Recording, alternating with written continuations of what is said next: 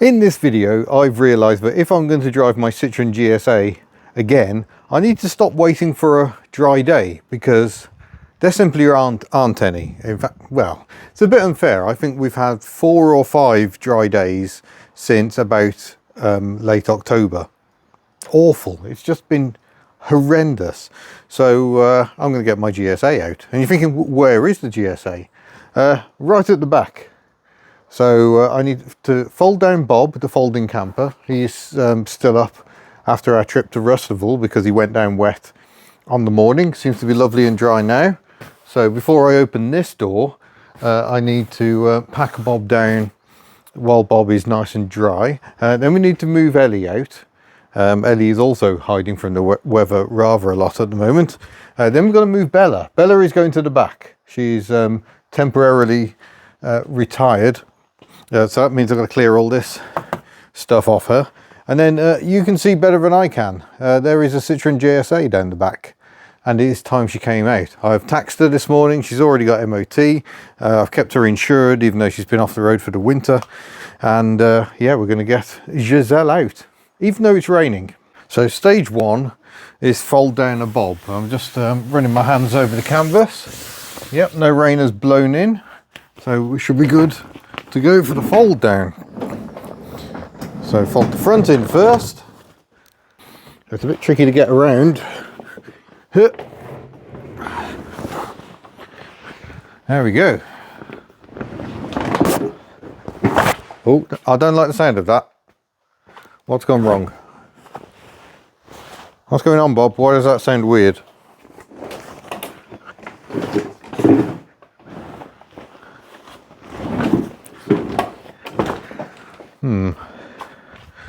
That sounds like something.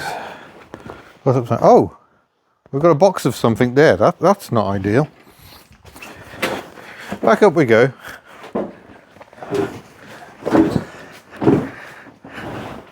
It's already going hub nut, folks. It's impressive. We were going to do this before going shopping this morning. I'm very glad we didn't. Oh yes, I left a bag there. I can get to that, or a box rather. That's our hob.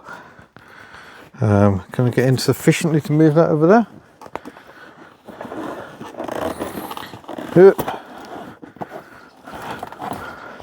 Here. Maybe that'll work. I don't know, to be honest. Splattered in the face with various items. Oh, my microphone fell off now. Definitely going well. So remember, folks, if it sounds like you're squashing something, you probably are. Right, this now needs to come back. Well, that bit is meant to be in there, but nonetheless it isn't quite. Zip this down. And now, hopefully, Bob will fold down properly. God, the floor is soaking wet in here. It's a good job Bob's not on that.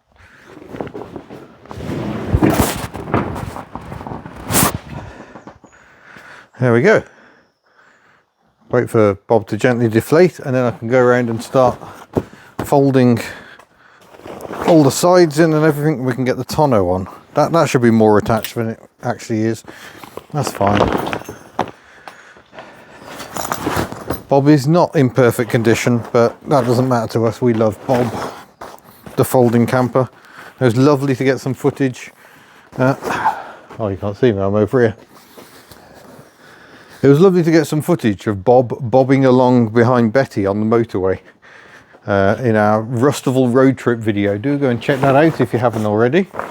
That was really, really nice. Been waiting a long time to be able to take 2 cars to a show and shoot some car-to-car footage. So that was very welcome. And this is the beauty of Bob. People say, why do you have a folding camper? But it's the fact that it's half a ton or thereabouts, maximum weight fully laden of 750 kilos. And the footprint, once you fold it down, is actually quite small, which has benefits from a towing point of view. And it definitely has benefits from a storage point of view as well. We don't need loads and loads of space. There we go, tonneau on. This is a replacement one which took ages to get delivered, but finally did and does the job very nicely. A lot easier with two people, I'm going to say. Bob won't be packed down for long because we're going away at Easter, which we're very excited about. So we've got more road trips to do and hopefully some camping vlogs over the Easter period. Of course, we won't have the hublets. They're always at their dad's over the school holidays. But to be honest, Miss Hubnut loves it, but I find Bob a bit much with four of us. It is a bit cosy. It's not so bad with the awning, but we just haven't had the weather for awnings or been away long enough. It's such an effort to get the awning up. It takes a good few hours, but you feel it has to really be worth putting the awning up. And you can't see me again. Great. I'm good at filming. As for winterizing Bob over this past winter, we didn't. We didn't do anything. We didn't take the soft furnishings out or anything. And I think because Bob's been undercover this winter, last winter he did spend more time parked up at home. We haven't had problems of dampness getting inside or anything like that. So it's been fine. And of course we were using Bob. We went away in Bob between Christmas and New Year. But yeah, the main downside is of course the main tow vehicle is out of commission at the moment. So Betty, the Ford Fairmont AU, is doing all the towing, which is fine. It's kind of what she was built to do. But 20 mpg, not so good. It's just over 14 litres per 100 kilometres is what she's doing towing. There we go. That'll do. It's not perfect, but like I say, she'll be up again in no time. So now we probably need to open the doors and start moving some cars out. We'll start with Ellie because she just rolls out. Don't even have to start her up. Right, come on in, Ellie.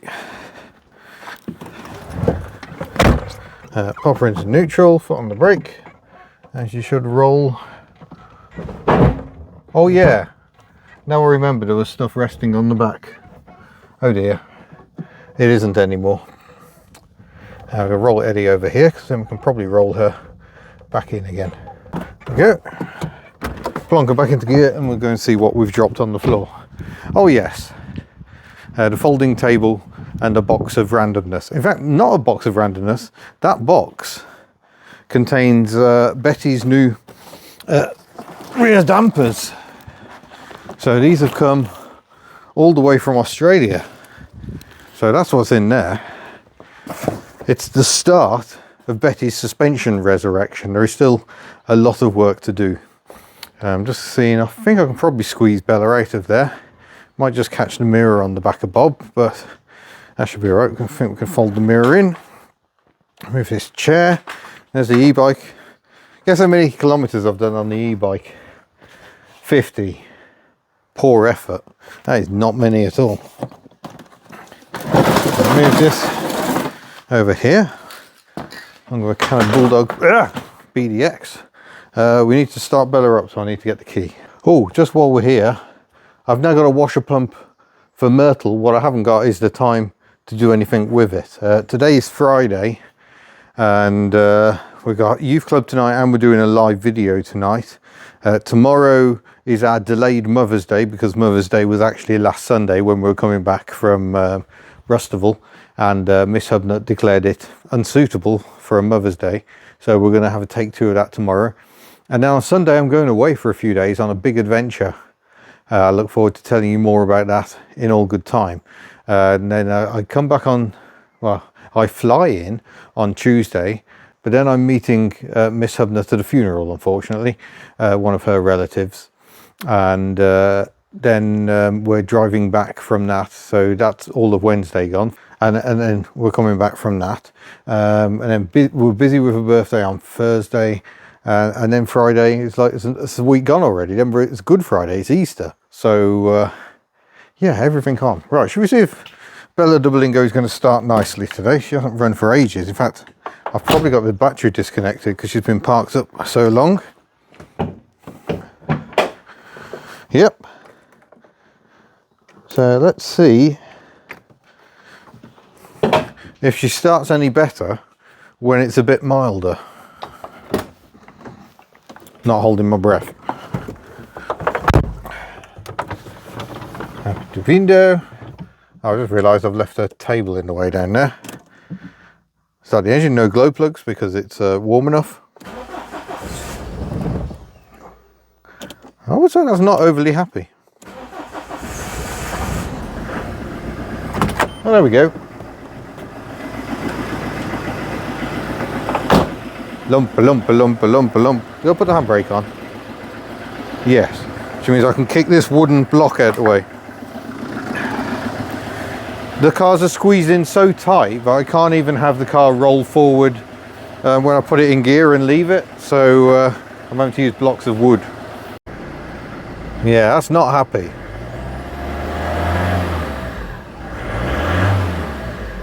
Smoky. But then it does clear. Wash the windscreen and reveal the hideous triangle of doom you get on a Blingo. Look, there's the dribble of disappointment. There it is. Ugh, horrible. Right, we'll get Bella out. Might take her for a razz up the yard, just because it could be the last time she moves in a while. There we go, with Bella out of the way, we very nearly have access to a GSA. Might move that wheel, we've got to move these things, and then we'll see if she'll wake up. Hello, Giselle. I'm sorry it's been a while, I was waiting for better weather and there wasn't any. Let's find your battery cable. Okay, connect that back on, we'll tighten that up in a minute. Honestly, we'll just check the oil level, that's just above full. Perfect. A bit damp on the old HT leads, and they are old. I do have replacements somewhere. I'm going to drop that down now, and we'll see if she'll start up into neutral. Set the choke. We'll give her a couple of pumps, but I doubt it'll do any good whatsoever because she won't have fuel.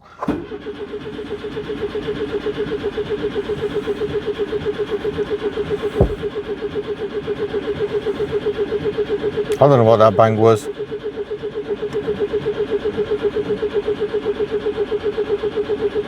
Oh no. Okay, we're struggling to get the fuel through. Oh no. Okay, that's bad times. Gonna have to roll her forward and try and give her a jump off Bella, I think. Come on, Giselle, go! Go! Oh, she won't go. I have to be careful here because there's no hydraulic pressure at all, so I have no braking. Come on. Is that it? We're on a hill. Go. Apparently she doesn't want to go very much.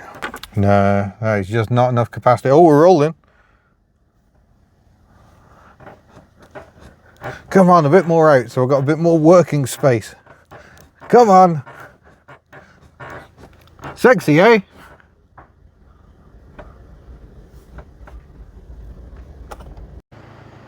Well, welcome to the utter ridiculousness that is my life. This is one of the problems though. Do you use your car or do you not? Very, very hard to answer that one. Let's bring Bella back around.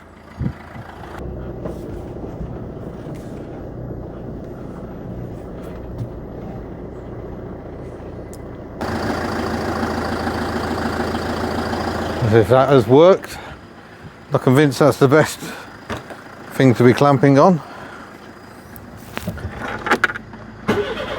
Oh, it is. Come on, fuel pump.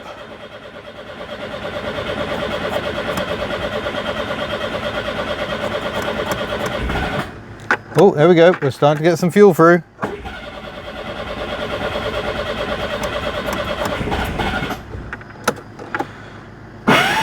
Oh.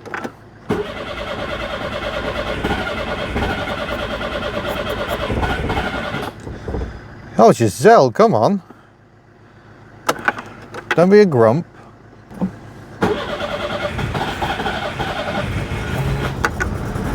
Aha!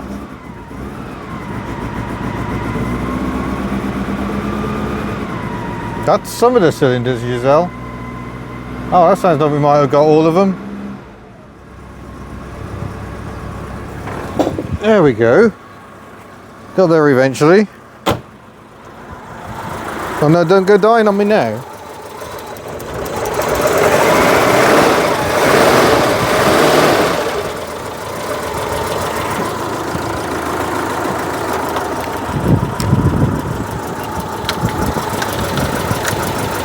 Oh, I can hear electricity escaping from the HT leads. They really do need replacing.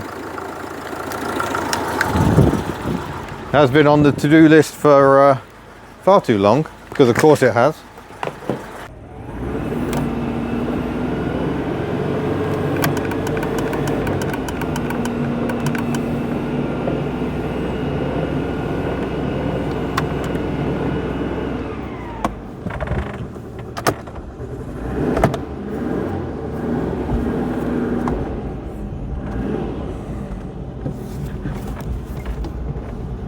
It's fair to say I have a bit of a love-hate relationship with this car, but let's see if I can remind myself what's to love.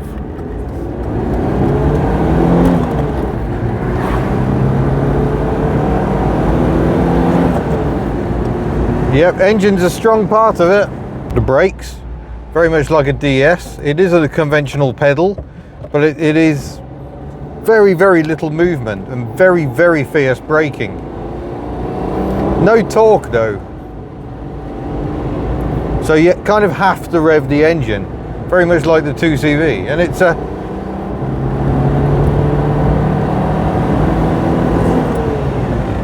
very happy to rev. That was 5,000 revs. Peak power produced slightly higher than that, I think. Handling, again, pretty good. There's a lot of body roll. You can feel understeer is always an ever-present threat. Quite skinny tyres, 145 section, a lot of weight at the front, quite a bit of it ahead of the front axle.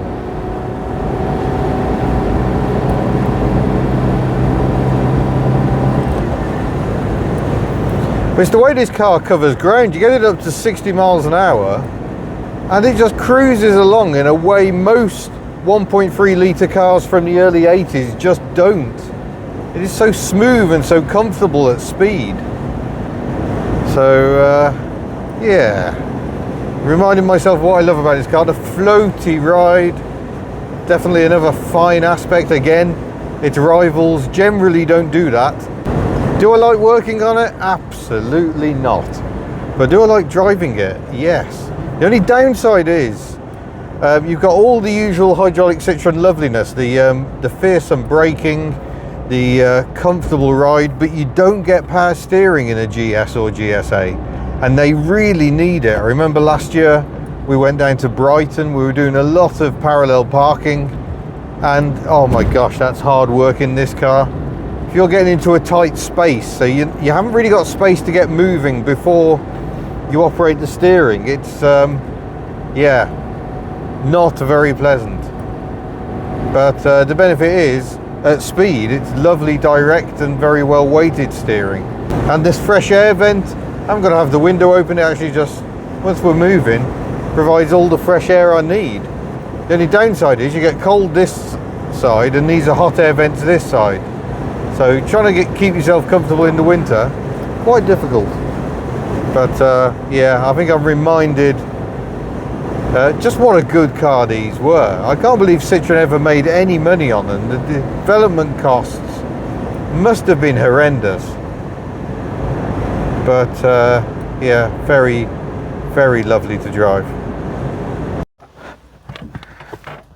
Well, that's a bonus. Their jet wash is working here, so that's a bit more like it, Giselle. Happy starting. Now we'll go and soak her with a fine spray of water, and that'll probably upset her again. Right, all clean.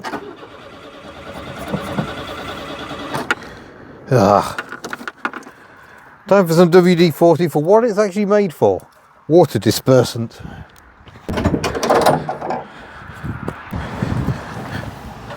Right, that's the HT leads soaked with that. There's the reasons that was sitting there.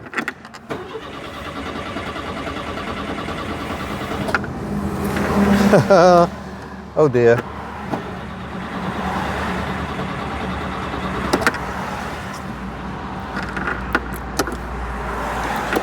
Well, this is embarrassing. Come on, Giselle.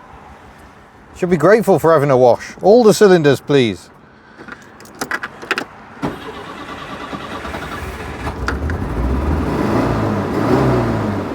There we go. Use the engine fan to try and blast all the water out.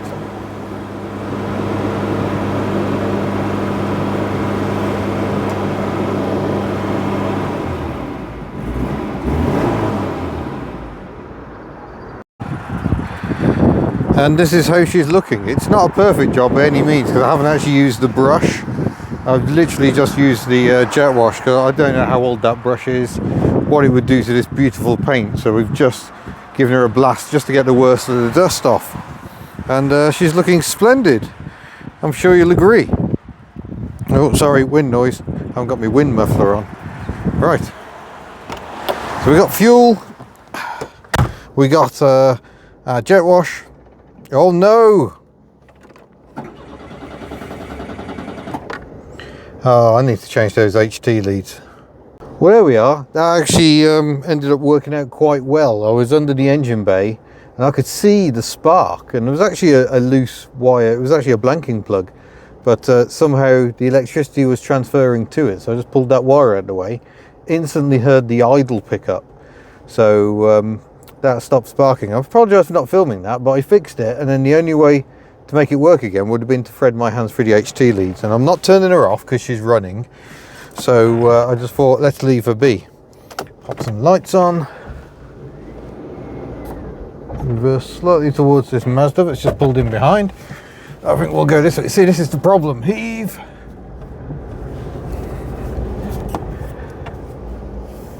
And we can pop out on this road, I think, and we'll turn right at the end.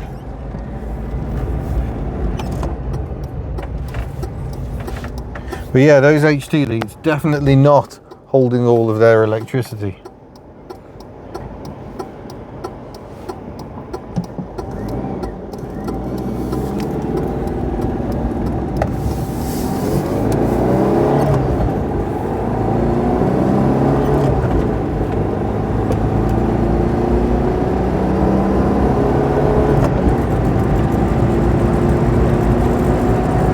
Oh, I dare say she feels quite a bit happier now. Amazing what having all four cylinders working properly can do for a car. Well, there we go, folks. Giselle is back out. Some improvement works to do, but that's been the case for about 4 years now. In fact, it is just over 4 years. There's a couple of days past the anniversary of collecting this car, which of course was on the way home from the New Zealand trip. Met Miss Hubnut, still secret then, at the airport. We caught a train to Coventry and bought Giselle to get back to Wales. How's that for madness? But yeah, an interesting experience. I've still got this bloody headlamp leak. It's leaking in around the rim, I think, so that's a bit of a problem, but nothing unsurmountable. It just needs probably the glass coming off and resealing back on. But yeah, definitely one of the more interesting cars. And what I think, sorry, ooh, crane. I'm such a boy, I'm so distracted. But yeah, definitely one of the more interesting cars on the fleet, but one which I continue to have a love-hate relationship with. But certainly I can appreciate her a lot more now she's back out on the road again. It's even stopped raining, just about, slightly, a little bit. So stay tuned for more on this car, my secret adventures that are coming up very, very soon, and I shall see you in a future video. Farewell. We'll go to this headlamp, it's less cloudy.